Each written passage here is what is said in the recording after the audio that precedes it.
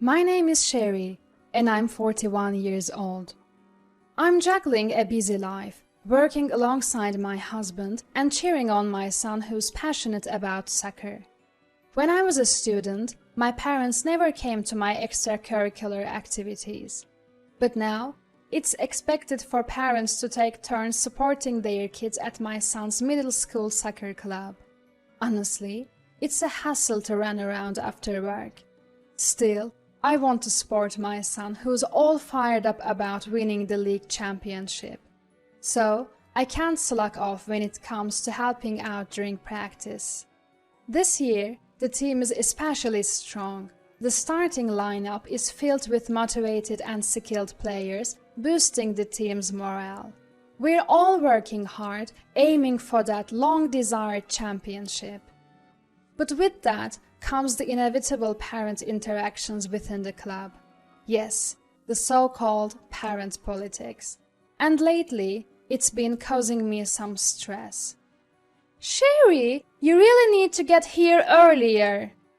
Even though I arrived 10 minutes before the scheduled time, Jewel, a mom who likes to take charge, complains to me. I think I'm on time. Plus, there are others who haven't arrived yet. That's right. For some reason, Jewel always singles me out. Well, Sherry, you make it so obvious that you are busy because you are working. You don't even wear makeup and you never join us for tea. I don't recall ever making such a fuss about being busy. Sure, I don't wear makeup and I can't join daytime tea sessions because of work. It's also true that it is related to work. But what does that have to do with the soccer club? Frankly, if you have to work to make ends meet, I don't know why you'd even think of joining a soccer club. Excuse me? If you can afford to be in this club, you should be a stay-at-home mom with both time and money to spare, Jewel declares. Well, I was about to argue, but other parents started gathering, and the atmosphere wasn't right for it. My son is doing great as a starter, and I generally get along well with the other parents, but every time I see Jewel, I can't help but feel uncomfortable. I've been trying to keep my distance, but then... We live on the top floor of that high-rise, the 40th floor.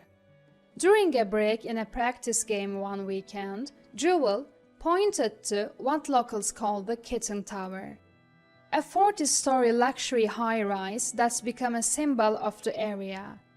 Oh, really? Confused, I just nodded along. It's not a big deal, it's a luxury condo, but it's too big for just the three of us. It's a hassle to clean without a housekeeper, you know. I didn't know how to respond, but another mom chimed in. The floors about 35 are one family per floor. The 360-degree view is such a luxury. Jewel seemed quite pleased with herself. Ah, I see. Oh, excuse me. My husband just arrived, so I'll be heading out for work. We're switching places to support our son. My husband had worked in the morning, and I was scheduled for the afternoon. We had planned to swap roles in supporting our son. While the other friendly moms wished me well, Jewel smirked. Oh, how hardworking you both are. Well, do your best. We'll all be going for tea after the game. All right then, take care. I didn't have time for more chit-chat, so I hurried off to work. Fast forward to the next week. Hey Sherry, I heard you live in a single-family home. Jewel spoke loudly, unnecessarily so. After you left the other day, your husband and I talked about homes. He mentioned you live in a single-family home. Is that true? Yes. I gave a vague answer. Sensing something unpleasant coming my way, Jewel grinned at my caution. He invited me over if I ever get the chance, so I'll take him up on that offer. Oh, Well, that's not really... It was just a polite invitation, but Jewel seemed to take it seriously. Don't you all want to see Sherry's house? She must be proud of it. I'd feel awkward inviting people to my high-rise apartment. It might seem like I'm showing off. I hadn't heard anything about this from my husband, who would have told me if he'd actually extended such an invitation. Cornered, I felt trapped. I tried to think of an excuse, but Jewel had already involved the other moms. You know how upper-class homes offer room tours? I'm sure Sherry's house is small, so we don't need anything fancy. Let's get to know Sherry better, who's always too busy for tea. We'll have a tea party at her house at her convenience. Jewel started planning right away. I tried to decline multiple times, but she wouldn't back down, saying my husband had invited her. I'd let her arrogance slide because I didn't want to hassle, but her persistence was getting on my nerves. Don't worry, I'm sure you could only afford the house because both of you work. Even if you're a poor family with a low income, I'll appreciate your effort. That was the last straw. Fine, you're welcome to come. I had tolerated her looking down on me and mocking our dual-income lifestyle. But when she started belittling my husband, I couldn't let it slide any longer. Oh, really? Well, I'll take you up on that. But I wonder, will everyone fit in your house? Jewel smirked triumphantly. By the way, avoid the end of this month, okay? We're going on an overseas trip. It's a hassle to prepare, and honestly, traveling too much gets boring. I was fed up with Jewel's self-serving conversation. I was tired of this back and forth. Lately, I'd noticed that Jewel's condescending remarks were making the other moms uncomfortable. If this continued, it could even cause discord within the soccer team. So I decided to go ahead with the home tour. Finally, the day arrived. I was waiting at the meeting spot when Jewel pulled up in her car. Thanks for coming to meet us. Where is the parking? Oh, I told everyone here's parking because you said so. They'll all be driving here. Jewel grinned. It was obvious she was trying to make a mockery of the situation. You see, her call yesterday went like this. Sherry, does your house have parking? Some people with small properties rent separate parking spaces. You know, is your parking on site? Her question was only to confirm if we had parking, not whether they could come by car. I hadn't said a word about everyone driving over, but still. Oh, I see. Could you please park over there? There should be plenty of space for everyone else too. I directed Jewel to an open lot nearby. Oh, I see. Jewel seemed to click her tongue subtly. How convenient that there's an empty lot nearby. As Jewel muttered, the other moms started to arrive. Looks like everyone's here. Thanks for inviting us today, Sherry. So, is that your house? It's quite small and cute. It suits you perfectly. Jewel laughed, looking at a house right behind me. It's amazing you chose to live here, so close to that mansion. It's like you are being shown your limits. The other moms looked uncomfortable at Jewel's harsh laughter. I quickly spoke up. Ah, no, our house is over there. This building is for our housekeepers. Jewel burst into laughter when she looked where I pointed. Oh, on the other side of the mansion. I can't even see it from here. Shall we go? Jewel immediately started walking ahead. Jewel, the entrance is over here. I called out to Jewel as she walked past the gate to my home, and then opened it. Wait, this is your house, Sherry? What? Jewel let out a scream-like sound. Yes, the mansion Jewel had just mentioned was actually my home. The empty lot was a space we were planning to turn into a soccer field for the kids. The cute little house she referred to was the living quarters for our housekeepers. Please, come in. Our home is designed in mid-century modern style. I walked across our simple yet harmoniously designed front yard towards the entrance. Our housekeeper, who had been waiting, greeted me with, "Welcome back, ma'am," and helped us inside. Just then, my friend Stella unexpectedly dropped by.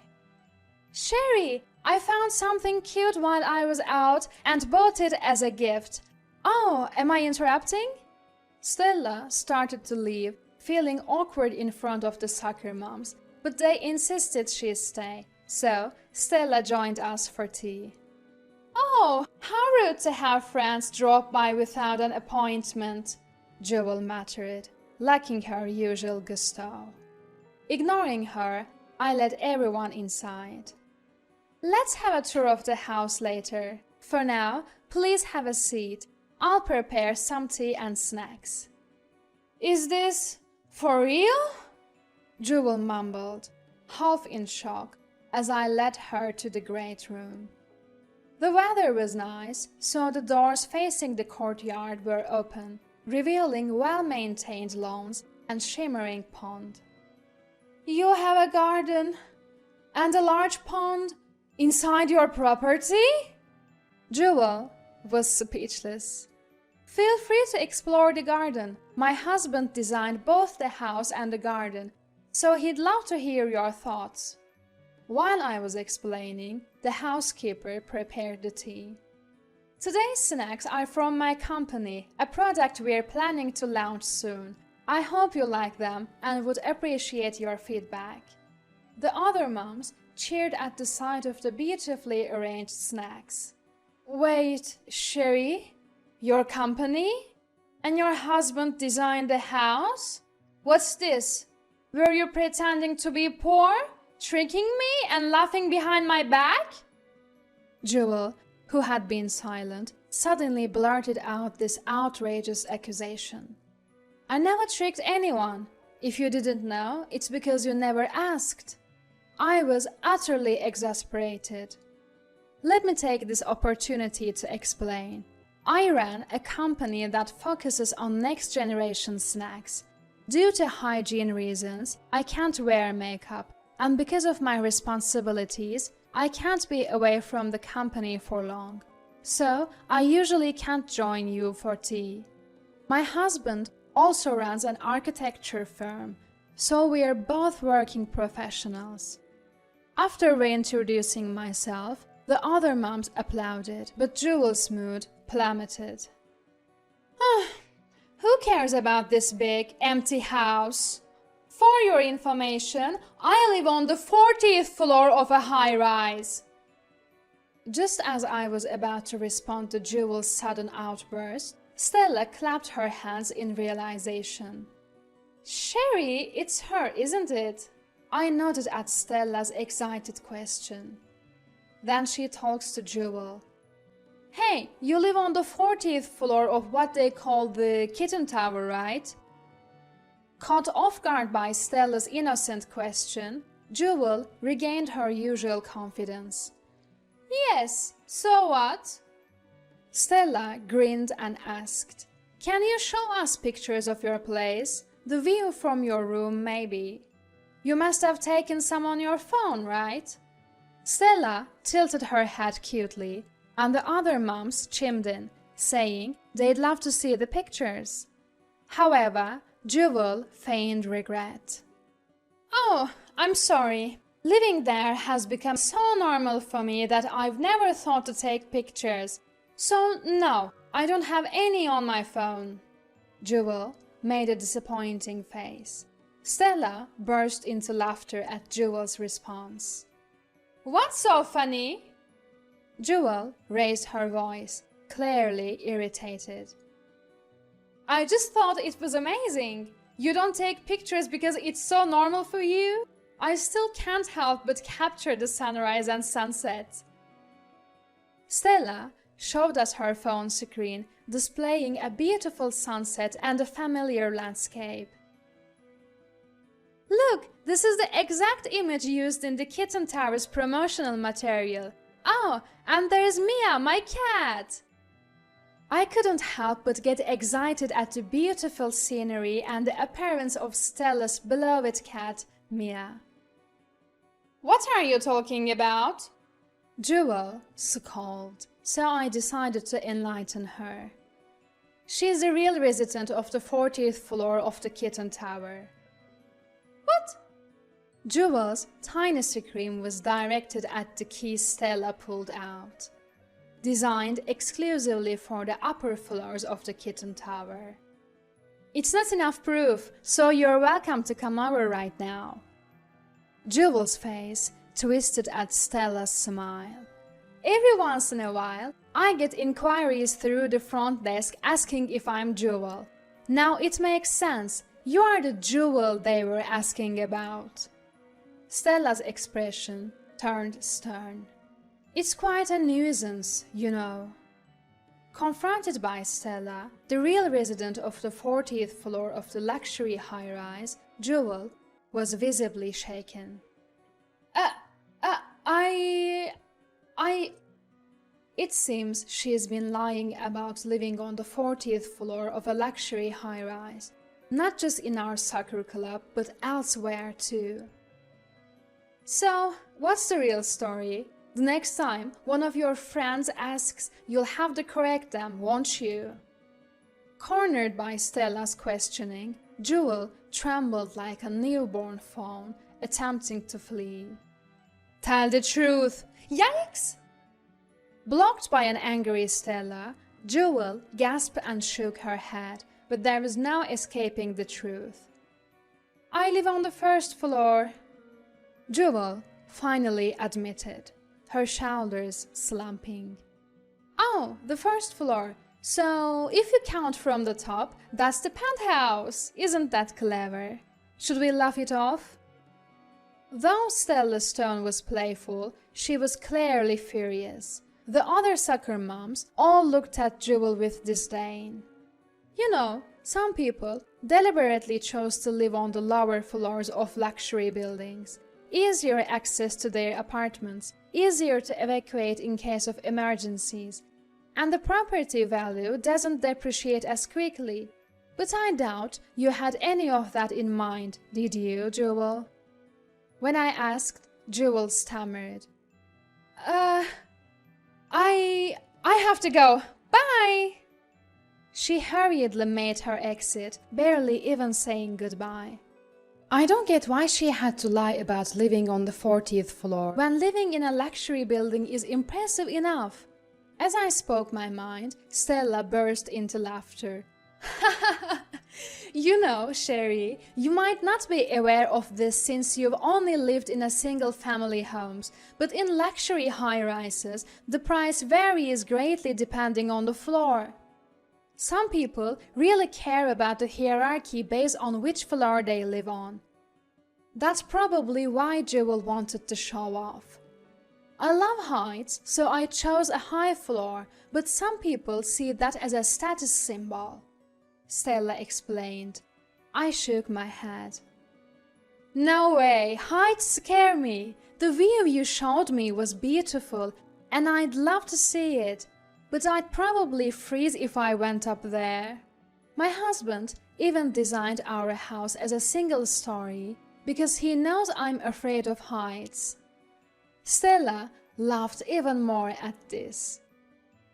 Jewel really picked the wrong person to act arrogant with.